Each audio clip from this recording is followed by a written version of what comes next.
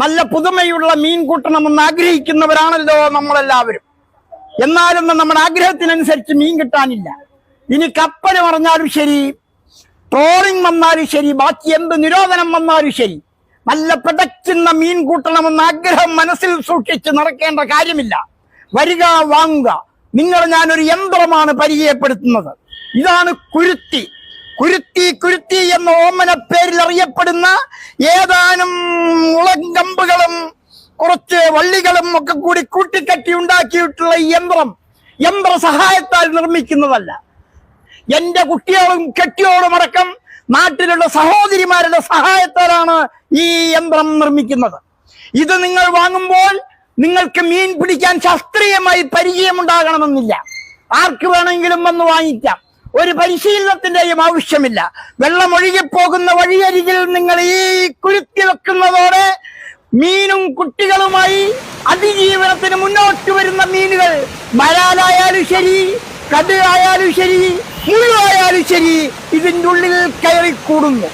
യാതൊരു ബുദ്ധിമുട്ടുമില്ലാതെ നിങ്ങൾക്ക് മീനിനെ എടുത്ത് വീട്ടിലെ കെട്ടിയോൾ കേൾപ്പിക്കാനേ ഉള്ളൂ.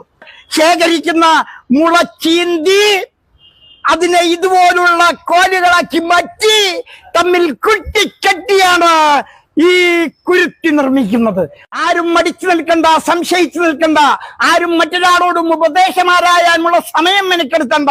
സംശയിക്കാതെ ധൈര്യത്തോടെ കയറി വരാം, ഒരു കുരുത്തി വാങ്ങാം. കുരുത്തി വാങ്ങുന്നതിന് നിങ്ങൾ മുടക്കേണ്ടത്, കടകളിൽ പോയാൽ 1000ഉം 1500ഉം കൊടുക്കേണ്ട കുരുത്തിക്ക് ഞാനിവിടെ വെറും 500 രൂപ മാത്രമാണ് ഈടാക്കുന്നത്.